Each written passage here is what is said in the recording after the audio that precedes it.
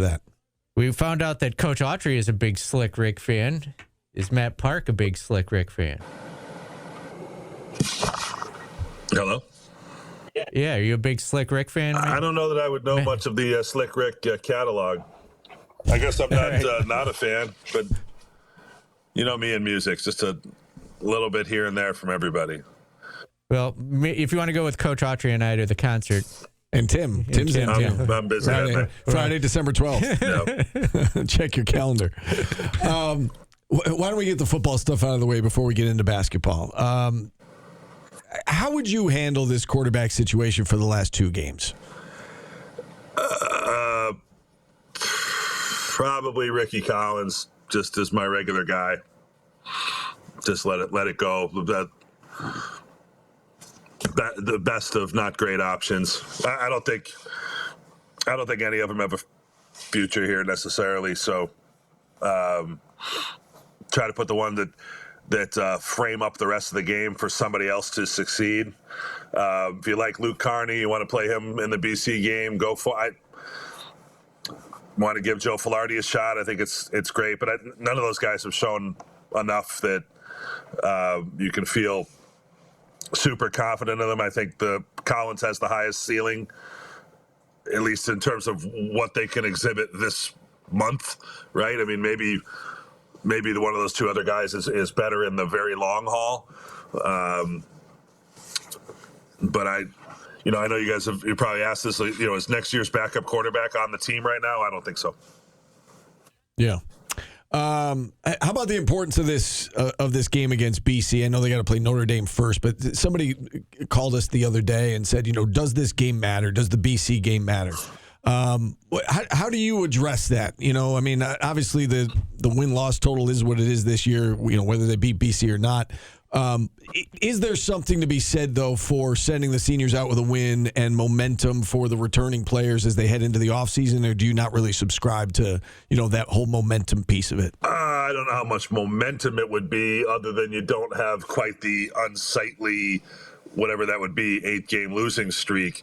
Every game matters, some more than others. There's always something on the line. I think they can and will and should beat BC, and it'd be a bad look not to. The perception of BC is that they're so down in football and basketball both that losing them at home looks like a real stain on what you're doing. That being said, the big elephant in the room here, of course, is how representative are you of anything with the quarterback situation such as it is right now. So there's absolutely something to play for. Easy for me to say it's not that big a deal, but people who have put on the uniform and do the bleeding and the sweating and all that, they really do think of that win for the seniors. They are motivated by that. They want the seniors to leave with a better taste in their mouth than losing to BC or a long season-ending losing streak would be. So always something to play for. The games all means something when it comes down to it. BC has come up a couple times in our chat about where they are sports-wise, in the ACC. Do you think it's a product of being in an ACC, or is it, small fish in a big pond? Small fish. With NFL, everything else going on in a big city, it's just hard to get players to come there. They're the fish? Yes. The pond is the conference or the city? The city. Well, that explains why they get no media coverage. BC is unique in that way in the ACC. They're in a major city. They're in a pro sports town. Boston is strange because people do like college sports there. There's a lot of college sports, right? The Beanpot's a huge deal. They pay attention to Colby and Bates and Amherst and all of that.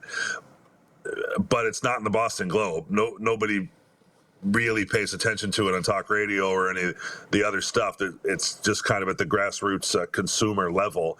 So BC does not have any sort of media foothold. They have no free advertising that comes from just being discussed like that. That's one of the disadvantages that they have. But it's obviously an exceptional school. There's a lot of people from here that make their way to Boston College for one reason or another. There's a couple sports that they're good at, hockey and women's lacrosse, and they're having a tough go in the rest of them. When they first started going to the ACC in football, they had Matt Ryan, and they were in the ACC championship 2 years in a row, right? It's hard for them to replicate that. They have an excellent coach in Bill O'Brien. He's the first to admit that it hasn't gone very well, and maybe there are better days ahead. Syracuse has to take advantage. They recruit a lot of the same types of players, and you got to be better than BC if you're Syracuse. Bottom line. All right, let's switch gears. Let's talk hoops now. And, we've seen Adrian Autry's squad go out there and do what they were supposed to do, right, against Binghamton and Delaware State. Have you seen enough, Matt, that, you're maybe even more encouraged through these two games than you were, prior to the season starting? Or is it one of those that everybody needs to pump the brakes and wait until Vegas comes and see what they look like against top-notch competition? Well, I think that's always the way it was going to be. I think you're going to know more about your team coming out of that stretch here in a couple of weeks than Binghamton or Delaware State are going to reveal. We've talked about it before. The way the schedule is set up, there's a number of games where you're going to be a big favorite, and you've got to deliver on that. You've got to win by 20 plus. And I think they will. I think they've demonstrated that so far. I'm not really surprised by anything we've seen so far. They've played a couple of, 300 plus net teams, and they've knocked them around, and they've dominated physically and athletically and shut them down on the defensive end. If the other team you're playing makes 1 3-pointer, you're probably going to beat them, and beat them by a lot in today's game. So I'm encouraged by what I've seen, but I think it's on par with what we thought this was going to be on paper, and just how everything lined up. I think once you see them against Houston and Kansas, and that third game in Vegas, and Tennessee, and I know we'll be talking throughout all of that, then you're going to have a much more representative picture. From an individual perspective, has there been anybody who surprised you with, man, this kid's better than I thought? Is it Kiyan? Is it William Kyle, Nathan George? I mean, we obviously knew, JJ and Donnie. We haven't seen JJ other than 3 minutes in the regular season opener. But is there anyone that's truly kind of opened your eyes through the first couple of games? Yeah, a couple. I mean, I would just say we know going in this year, the approach was to be better athletically. And they have been. And then in what ways does that show up? Right? So William Kyle and Sadiq White, that's how it shows up.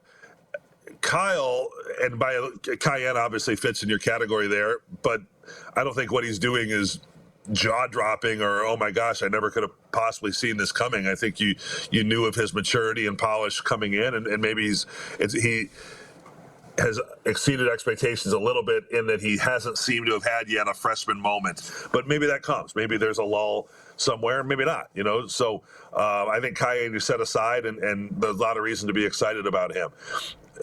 To answer your question, let's put the spotlight on William Kyle for a second. I remember thinking, whether I said it on the air or not, during maybe the Binghamton game, it's like, I think this is off the air, but we'll say it now. I turned to Eric and I said, Mick Cronin couldn't find a way to use this guy. 6'9" and jumps out of the gym. You got no use for that, or no way to put them in position to thrive.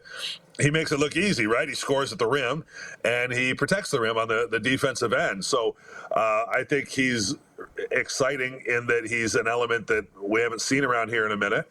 And, is he going to be the greatest center of all time? I think it's pretty far-fetched to say that 2 games into the season, but I am excited to see where it goes, and just the athleticism of this team is right now the calling card, and it was meant to be, and let's see how it plays out, but it's fun to watch so far.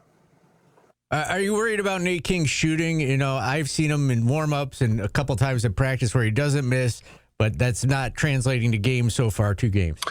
No, the only thing I would say is, we talk a lot about Chris Bell, right, the last couple of years.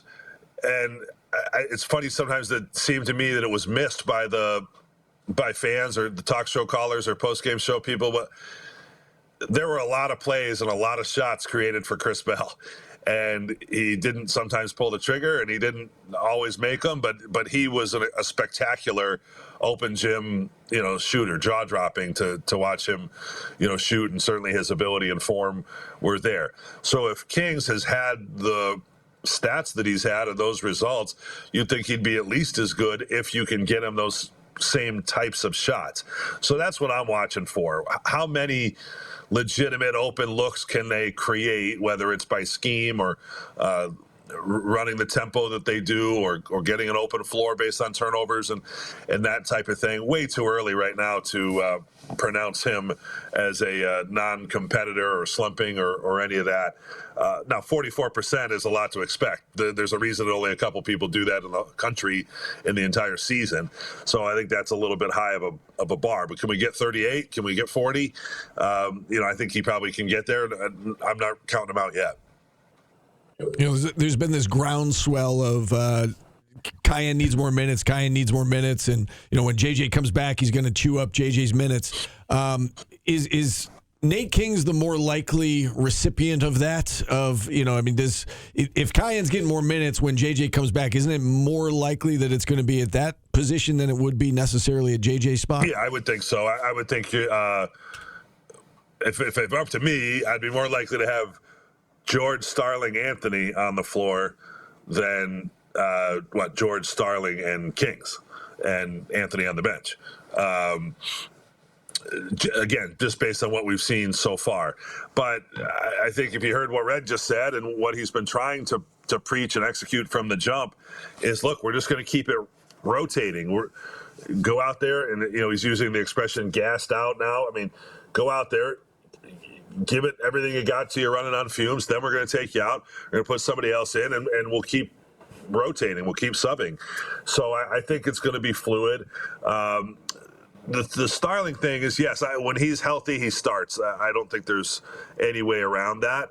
But I think they have enough other options that JJ's going to have to come back and perform. I think, and I'm not trying to put more pressure on him in an undue way, but he's got to come back and be representative of JJ at his best, because there are other options and time is a wasting, and you got to figure out what you're going to do and what your rotation and lineup's going to be against these challenging teams and that part of the schedule coming up. So I hope JJ's back sooner than later, and this team can kind of be more what they're trying to be. But I don't see Starling coming off the bench. Matt, we're in Philly. I can't remember the last time we were there. Been a while. People in chat want to know where you go for cheesesteaks. I'm not picky. I'll do any of the above. I heard you talking about earlier in the week, the Pats and Geno's and the rivalry. They're across the street from one another. One chops up the meat, the other does not. That's I couldn't tell you which is which, but that's the delineation. But those are the more touristy ones. So I think you go to some of these others, Tony Luke's and Jim's and those types of places. But we can go for a ride, Paulie, if you want. You know what we're next? We have already done get both of them. I think we did from both across the same day, right? Yeah, that was gluttony. I wonder why I'm fat. But here's the other suggestion, though. I believe we're close. I already looked it up to the Reading Terminal Market. So that's a walk to that, and there's a lot of cool stuff in there. So that was kind of my plan for Friday night, but willing to adjust. All right, and I don't mean to throw shade at my co-host, but did you hear how he gets his? Just without onions or something. With no cheese or onions, it's just meat and bread. Just that's a steak sandwich. Yeah, it's meat and bread. Really, it's steak. It's a steak sandwich. Yeah, just some eating habits that are really hard to follow there with Steve, but that's why he's skinny. Can I come up with? I had a joke too. I wanted to share. I work on these really hard when I listen. All week I'm a listener. Then I come on for 5 minutes. We thank you. Thursday. You mentioned Slick Rick, Paulie. I had Ricky in my mind. You always talk about your no-hitter gets lost.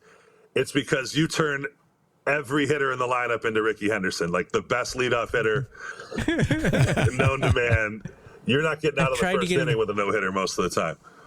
Yeah, I tried to get him to go after you for once, and he just said, all right, I got Steve, now I got to get Paulie. It's only Well, fair. you're an easy target. Thank you. Matt, thank you. Small strike zone, but easy target. Adrian Autry show. Adrian Autry show tonight at the Wildcat in Camillus. Yes. Yeah, maybe I'll have a cheesesteak out there. I'm sure There you go. they make a run at one. All right. Matt Park joining us here on the show as he does every Thursday at 1:30. We'll take our final time out. We'll wrap things up next on ESPN.